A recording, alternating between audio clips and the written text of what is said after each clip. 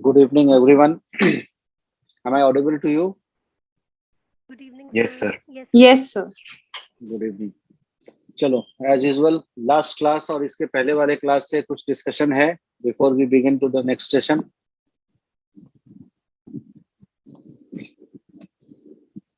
Sir इसमें आपने एक जगह वांट ऑफ डॉसिलिटी बताया था सर, वो एक्सप्लेन कर दीजिए, समझ नहीं आया। Want of docility का मतलब होता है कि बच्चे को या किसी भी पर्सन को कोई बात आप कहो, आप कोई ट्रेनिंग देना चाहो, कुछ समझाना चाहो, and that he is not able to take your advice, he is not able to take your decisions, he is not able to follow your instructions. That is called want of docility. डोसिलिटी का मतलब होता है कि बहुत अच्छे से समझ जाना, बहुत अच्छे से आपकी बात मान लेना, एक बहुत अच्छे से ट्रेन हो जाना। और इसका लैक होना मतलब ये जो सिम्टम उसके अंदर है मुनकार के अंदर, that is sense of disobediency. और इस डिसओबीडियंसी एंड ऑब्स्टिनेसी का एक इंक्रीज्ड पार्ट है, that is said to be want of docility. कि उस बच्चे को समझाना, उस बच्चे को ट्रेन करना, या उस इंसान को किसी भी बात के लिए, किसी भी अच्छी चीज के लिए, किसी चीज को आप उसको ट्रेन करना चाहो, then he is not able to accept you any advice. That is want of docility. Okay sir, thank you.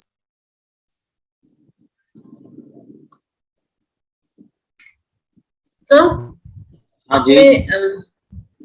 Sir आपने बताया था अमोनियम कार्ब में कि ammonium carb is better lying on abdomen, और इसके रेफरेंस में मेडोराइनम का आपने बोला medorrhinum also feels better by lying on abdomen and in asthma cases lying on abdomen protruding tongue, है ना।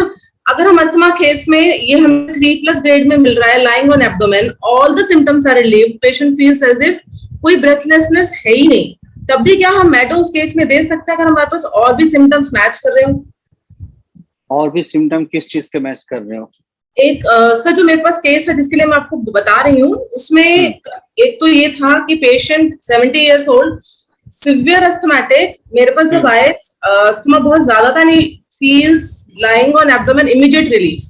मतलब उनका कहना था कि मुझे लगता ही नहीं कि मुझे ब्रेथलेसनेस है जैसे ही मैं पेट के बल लेटता हूँ, ठीक है, लेकिन उसमें टंग प्रोट्रूशन नहीं था। ठीक, नेक्स्ट सिम्टम उनका जो बहुत इंपॉर्टेंट था वो कफ एग्रेवेटेड आफ्टर ईटिंग स्वीट्स था, ये भी 3+ में था, और डिजायर स्वीट्स भी था। मैंने इस बेस पे मेडो दिया था उस समय, लेकिन मेरे को कोई रिलीफ नहीं मिला, तो मुझे समझ नहीं आया कि आई डोंट नो कि क्या चीज रॉन्ग गई। लेकिन लाइंग ऑन एब्डोमेन में इसका मतलब हम नहीं दे सकते जब तक पेशेंट का टंग प्रोट्रूडेड ना हो। नहीं, टंग प्रोट्रूडेड जरूरी नहीं है। ये जो आपने सिम्टम बताया, अगर यही सिम्टम बहुत प्रोमिनेंट है, then medo is the remedy.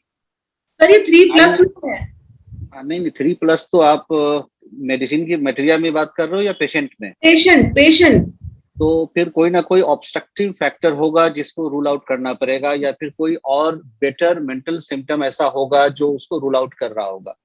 Otherwise ये बहुत इंपॉर्टेंट सिम्टम है और मेडिसिन में इसमें रिलीफ मिलना ही मिलना चाहिए। हाँ जी सर। और ऐसे केसेस में ये जो स्वीट से एग्रावेशन है, this is also very important symptom for ammonium carb as well as spongia. हाँ, तो आप वहां पे कुछ एक्यूट ऑब्स्ट्रक्शंस के फॉर्म में और एसओएस के तौर पे आप इस दोनों दवाई में से भी डिफरेंशिएट करके प्रिस्क्राइब कर सकते हो, जिसमें एमोन कार्ब में स्वीट के बाद कफ एंड टूथेक बहुत प्रोमिनेंट है, और स्पॉन्जिया में खांसी बहुत प्रोमिनेंट है। सर उनकी तो खांसी ही प्रोमिनेंट है। हाँ, प्लस स्पॉन्जिया के अंदर जो है वो ऑन एब्डोमेन वाला सिम्टम कम है, जबकि एमोन कार्ब में ये है। ओके, वैसे केस में जब कभी आपको, सपोज जस्ट एक क्लिनिकल टिप्स के लिए बता रहे हैं, अगर वो और कोई सिम्टम नहीं है और मेडो आपका काम नहीं कर रहा है, तो एक बार उसका थोड़ा सा मैथमेटिक बैकग्राउंड देख के, अगर सोरिक टाइप है तो give 1 dose of sulphur 2 dose of sulphur 12 hourly, and after 15 days you just prescribe your regular medicine. लेकिन सर वो एक्यूट केस था, उस समय अगर मैं सल्फर के 2 डोज दे भी देती तो भी एक्यूट केस में तो हम एडवाइस करेंगे कि आप वैसे केस में एलएम पोटेंसी मेडोरिनम का और फ्रीक्वेंट यूज में दीजिए। ओके, तो माइट भी मैंने मेडो 200 दिया था, तो मुझे एलएम में देना चाहिए था। एक्यूट केसेस में रिपीटेशन बहुत रिक्वायर्ड होता है, और Okay. जहां फ्रीक्वेंट रिपीटेशन हो और कोई डीप एक्टिंग ड्रग इस्तेमाल करना हो, तो in my opinion you should always go for LM potency instead of centesimal potency. अब बिल्कुल ही कहीं पे रेस्ट्रिक्शन अवेलेबिलिटी नहीं हो तो फिर मॉडरेट पोटेंसी में आप उसको यूज करें। स्पेशली एक मेथड है जो हम कहते हैं कि 1/11 के फॉर्म में बना के आप उसको दीजिए। यस सर, आपने लास्ट क्लास में बताया था। हाँ, otherwise in acute case frequent repetition LM potency बहुत सेफ और बहुत हार्मलेस वे में आपको काम करेगा। ठीक है। रिपीटेशन जरूरी है, एक डोज देने से बहुत जल्दी बहुत ज्यादा केसेस में रिजल्ट नहीं मिलता। अगर थोड़ी सी भी ऑब्स्टिनेसी है तो फिर इतने से काम नहीं चलेगा, वहाँ फ्रीक्वेंट रिपीटेशन जरूरी है। ठीक है सर। और ऐसे केस में अगर जितना इंटेंसिटी आप बता रहे हो वहां पे भी मेडोरिनम LM1 से शुरू करने के बजाय you try medorrhinum LM5-6 straight away LM 5 और 6 या 5 या 6 में। और फिर उसमें कब बढ़ाते जाएं या पोटेंसी हम बढ़ाते जाएं? पहले तो फ्रीक्वेंसी बढ़ाइए, पहले फ्रीक्वेंसी। हम्म। कब जनरली जब सेंसिटिविटी पेशेंट को उससे हो तो बढ़ाना चाहिए, या फिर नेक्स्ट पोटेंसी में जाने के बाद भी अगर कोई इंक्रीज या कंपनसेशन नहीं मिल रहा है then go for increasing the cup. Otherwise तुरंत जल्दी से कप नहीं बढ़ा के आप पहले रिपीटेशन को बढ़ाइए। ठीक है sir, thank you sir. Welcome. और किसी का कोई क्वेश्चन? No question. चलो आज के लिए एक केस है, अच्छे से ध्यान से सुनना। एक 18-19 साल की लड़की है, आपके क्लिनिक पे रूमेटिक कंप्लेन के लिए आई है। उसका कंप्लेन यह है कि उसको पैर में, जोड़ों में, स्पेशली जो ज्वाइंट्स है उसके ऊपर और नीचे, not exactly the joint but above and downward the joint covering में बहुत पेन होता है और एज इफ लगता है कि वो अपने ज्वाइंट्स को पूरी तरह खोल नहीं पाएगी। और ये इतना प्रोमिनेंट हो जाता है उसके अंदर कि even in groin region, in legs, in thighs, उसको इतना सीवियर इस तरह से कंस्ट्रक्शन रहता है कि वो ज्यादातर चलने में भी, जब एक्यूट अटैक उसको होता है तो वो बहुत झुक के चलना पसंद करती है। इसके साथ साथ उसको बहुत हार्ड कॉन्स्टिपेशन रहता है, ऐसा कि एज इफ समटाइम्स एक बहुत शाइनी स्टूल होता है, हार्ड शाइनी स्टूल, और वो स्टूल एक गो में लंबा पास नहीं होता है बल्कि बीच बीच में क्रम्बल होके टूट टूट के पास होता है। उसका जब हिस्ट्री लेने गए तो देखा कि पास्ट हिस्ट्री में आप उसको recurrent cold cough, recurrent coryza, specially with thick glairy discharges are there. उसके इंट्रायूटरल लाइफ में देखा गया कि उसके माँ को कंसीव नहीं हो रहा था, and for conception she used to take lots of medication. 4-5 साल दवाई लेने के बाद, lots of allopathic medication, injection लेने के बाद कंसेप्शन हुआ। उसके बाद भी कंसेप्शन के दौरान प्रेगनेंसी को बार बार थ्रेटेंड एबॉर्शन का कंडीशंस डेवलप हो रहा था, उसके लिए उसको मेडिकेशंस पे रहना पड़ा। उसके बाद ये उसके इम्पोर्टेंट पास्ट हिस्ट्री और इंट्रायूटराइन हिस्ट्री में था। उसके फैमिली का सिचुएशन ऐसा था कि बार बार बहुत सारे चीजों को लेकर पेरेंट्स के बीच में बहुत एक कॉन्फ्लिक्ट रहता था, और इस बात को लेके वो बहुत दुखी रहती थी, but she is not able to express her situations to anyone. इस कंडीशंस में लेके कुछ लोग ऐसे थे जो उनके फैमिली में इंटरफेयर चलता था उनका, और उसके बाद इसका एक ऐसा फिक्सिटी बन गया था कि अगर उसका नाम भी लो तो उससे उसको चिढ़ होता था। She had a strong aversion, even उसका प्रेजेंस भी कहीं पे सुनना उसके लिए बर्दाश्त के बाहर था। इस तरह की मेंटल स्टेट और एक सप्रेस्ड ग्रीफ। बार बार जब दोस्तों से बात करती थी या केस टेकिंग में कही तो बोली कि ऐसा करता है कि बार बार दिल करता है कि हम खुल के रोएं, but I am unable to weep freely. उसके नेचुरल हिस्ट्री में पता चला कि जब भी उसको पीरियड होता है, she had a lot of gastric complain and she had strong cough with discharges. Discharge means thick glairy discharges. इसके लिए उसने बहुत प्रोलॉन्ग एलोपैथिक दवाइयां खाई। एलोपैथिक दवाइयों के बाद जब ये कंडीशन आया, आपने इन्वेस्टिगेशन कराया, एक फ्रीक्वेंट एसिडिटी रह रहा था, और एसिडिटी के बाद उसके एंडोस्कोपी में पता चला कि उसको एसोफेजियल स्ट्रक्चर डेवलप हो गया है, and finally doctors are doubting that there must be something wrong in stomach or suspected case of cancer of stomach. अब इस स्टेज में वो पेशेंट आपके पास आई है, do you have any choice of remedy? Chat box, जल्दी जल्दी लिखो अपना ऑप्शन। बस अभी तक 3 ऑप्शन आया है जी। कुछ लोगों ने अमोनियम म्यूर कहा, किसी ने नाइट्रम कार्ब कहा। Ammonium mur is the right choice. Symptoms बताओगे अमोनियम म्यूर कहने वालों में से, आप में से कोई एक? What symptoms indicate you towards ammonium mur? फिर हम आगे बात करेंगे। Anyone? Sir crumble stool. Crumbled stool. और कुछ?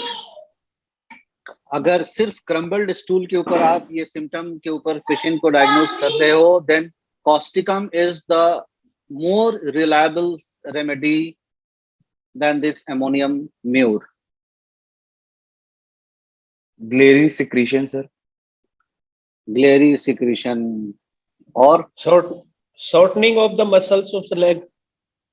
shortening of muscles is also in ammonium mure as well as in causticum. Both have a very strong prescribing symptom of sensation of contraction is very prominent in both ammonium mure as well as in causticum. Desire to cry but cannot. But cannot, ये एक important mental symptom है इसका, but ये remedy अगर आप repertory करोगे तो lots of remedies are there also. Sir, symptoms accompanied by profuse secretions. ये कौन बता रहे हो आप? तान्या सर, एक मिनट। चलो, गुड सिम्टम, ठीक है। और sir body large and fat but legs too thin. तो ये तो सिम्टम हमने बताया नहीं था अभी, ये इसलिए नहीं बताया था कि ये तो फिर क्लियर हो जाता दवाई यहाँ पे। चलो देखो, इसमें एक जो सिम्टम आप बता रहे हो, आप सभी सिम्टम को सही बता रहे हो, but not one symptom, it is a syndrome of symptom that decide this remedy. और इसके अंदर जो भी आपने जितने भी चॉइस बताए उन सबको अगर मिलाओ then it is going towards this remedy. अगर हम अलग अलग एक सिम्टम की बात करें तो फिर बहुत सारा और दूसरा रेमेडी है जिसके ऊपर इसका चॉइस डिफर करेगा। और जैसा कि हमने अभी यहां से शुरू किया है, ये ड्रग दो बहुत इंपॉर्टेंट ड्रग के साथ बहुत पैरेलल चल रहा होता है, और इस दो ड्रग को बहुत अच्छे से नोट करके रखना। एक ड्रग है जो इसका एक्यूट फेज बहुत कवर करता है, and that drug is allium cepa, और बहुत क्लोज होता है उसके साथ इसका phenomena.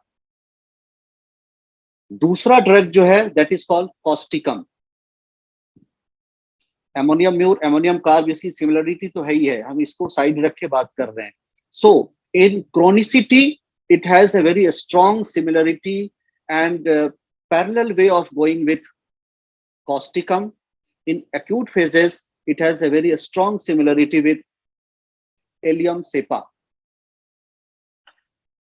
One of the important area of prescribing as a concomitant phenomena for this ammonium carb, you must think 2 or 3 important symptoms जो अभी हम आपको दिखाएंगे इसके सिम्टम सिंड्रोम के ऊपर, गेटवे जो सिम्टम हम आपको बताते हैं उसमें।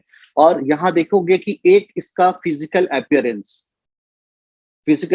में एक स्ट्रॉन्ग फीचर है कि upper part is flabby, lower legs and lower extremities are thin.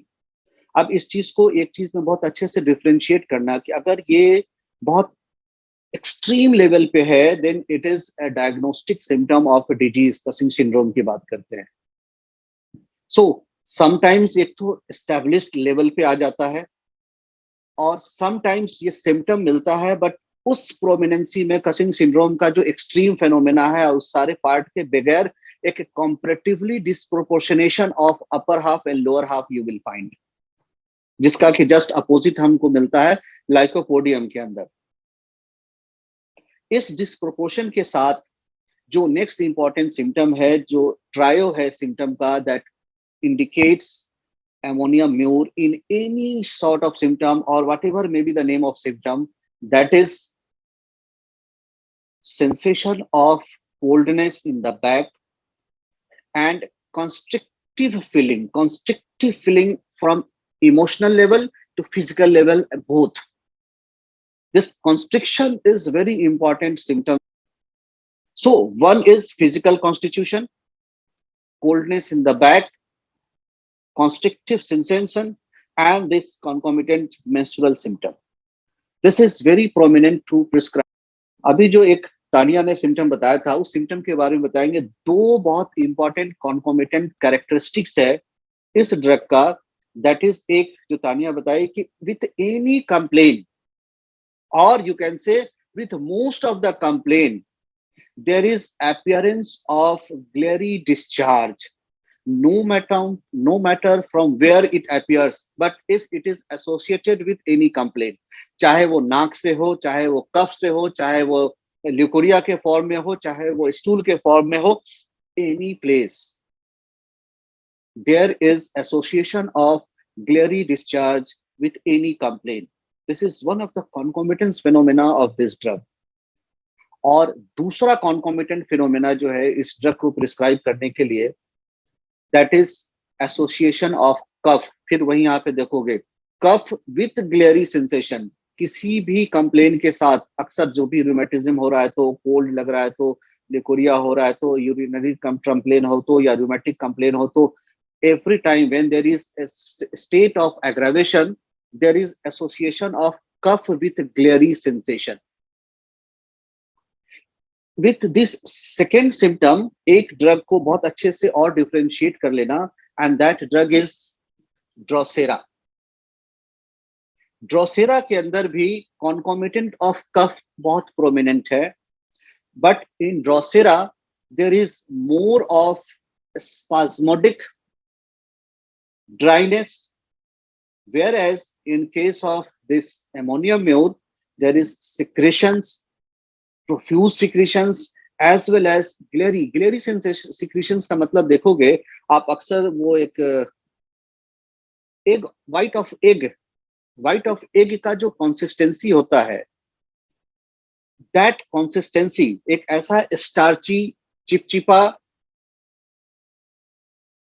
troublesome sensation secretion, that is one of the characteristic secretion of ammonium mure. और यही कैरेक्टरिस्टिक उसके सिक्रीशन ऑफ ल्यूकोरिया के लिए भी बहुत प्रोमिनेंट है. So this association of, as a concomitant association of or appearance of glary discharge with any complaint, as well as दूसरा cough with glary sensation associated with any complaint.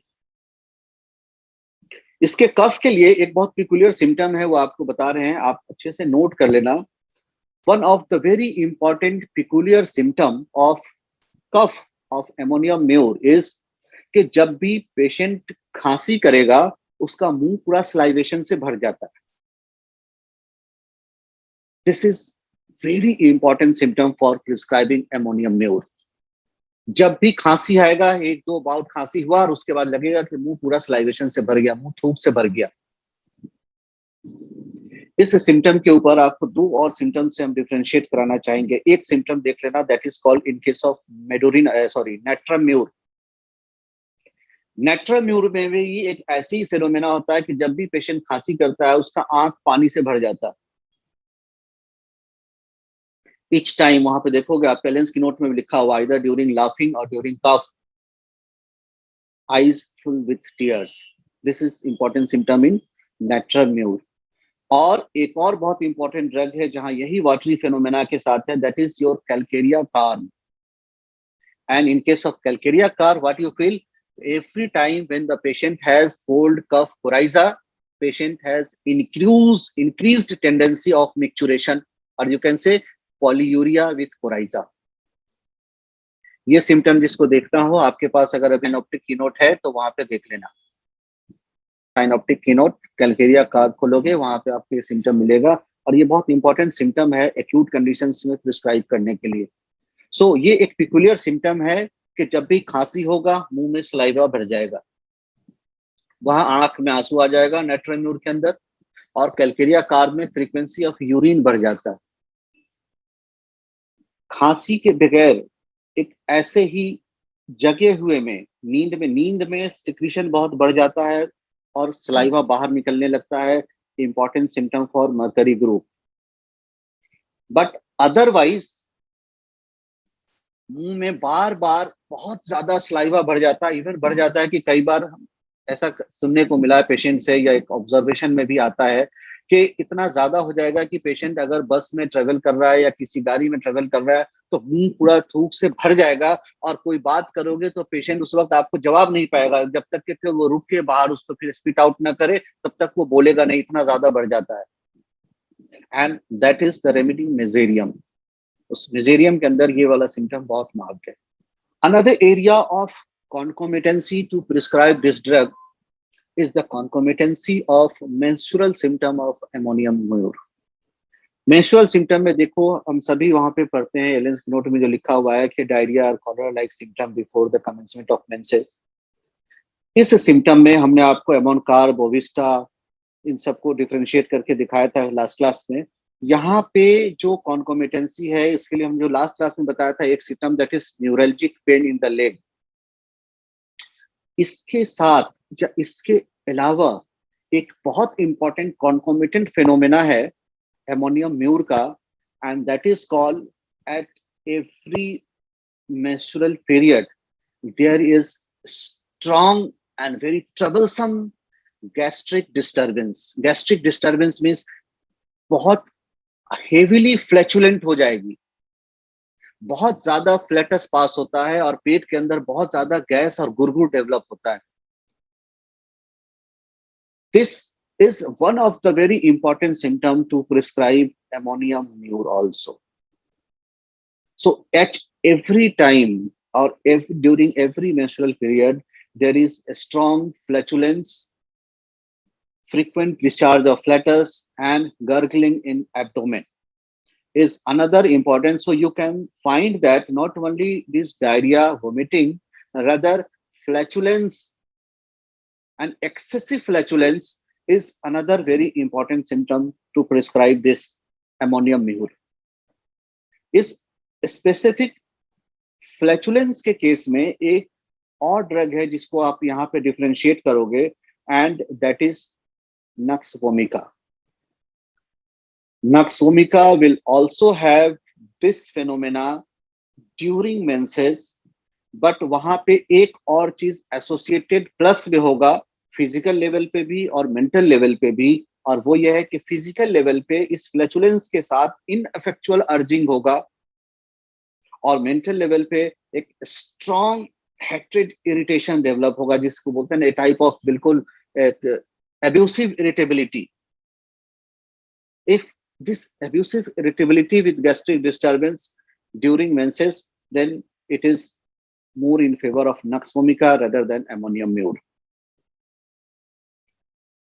So ammonium mure during menses, diarrhea-like symptom is that you must knowing with your Alensky note, but add on another important clinical symptom that is called flatulence and excessive flatus during menses.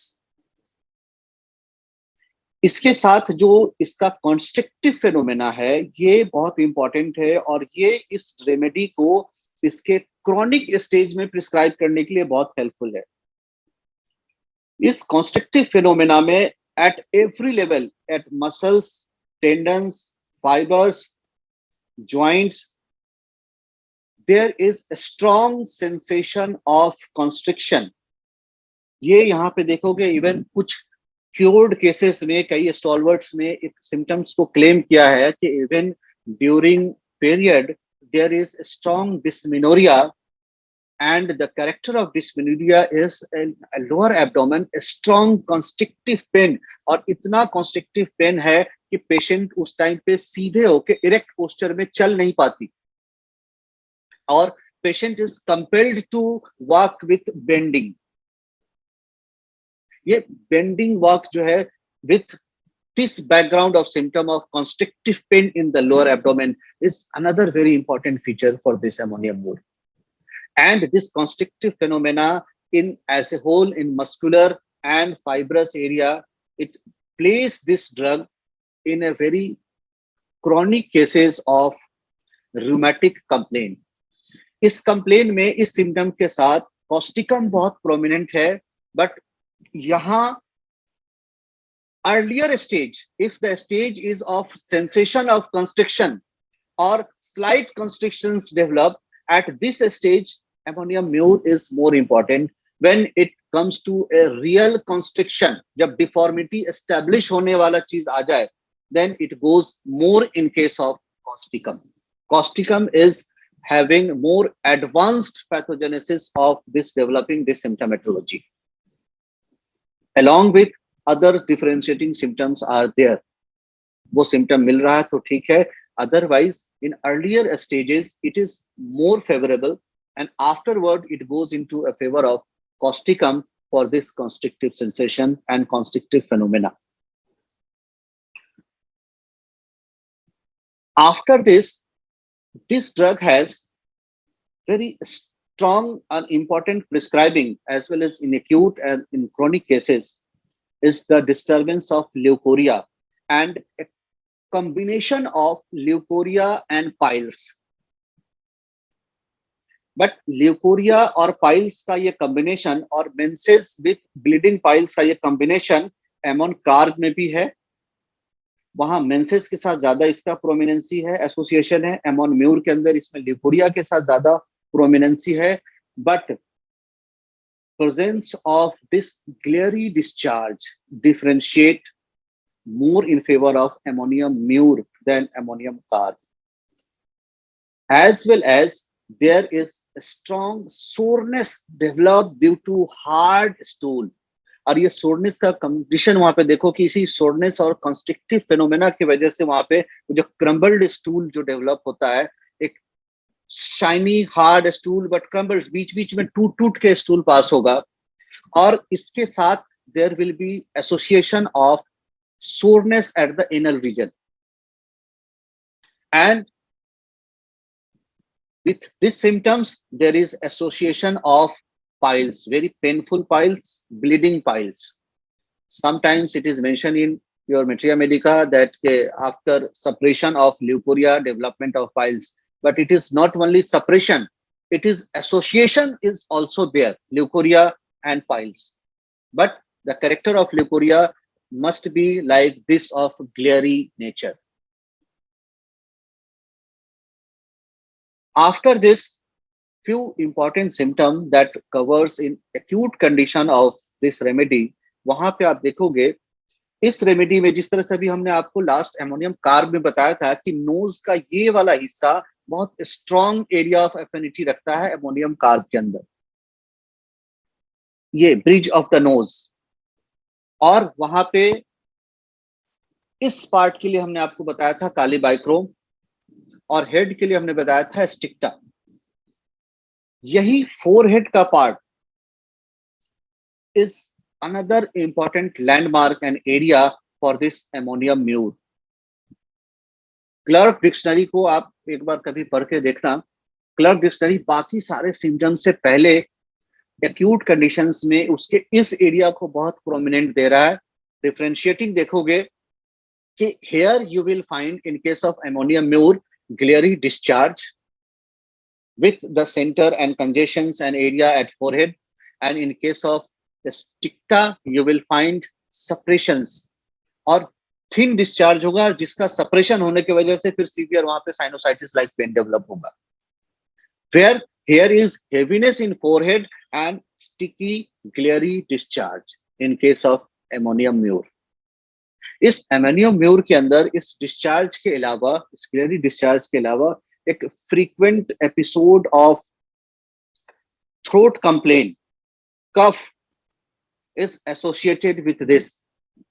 But चाहे cough हो, चाहे sinusitis का problem हो, चाहे उसके upper respiratory और ENT का कोई भी प्रॉब्लम हो, to prescribe ammonium mur we must have to go and search for this thick glary discharge. अगर ये नहीं है then we will move towards some other remedy. आप में से किसी के पास अभी वोगर साइनोप्टिक कीनोट है? Yes sir. एक बार Yes, निकाल sir. लो, Sir, निकालो।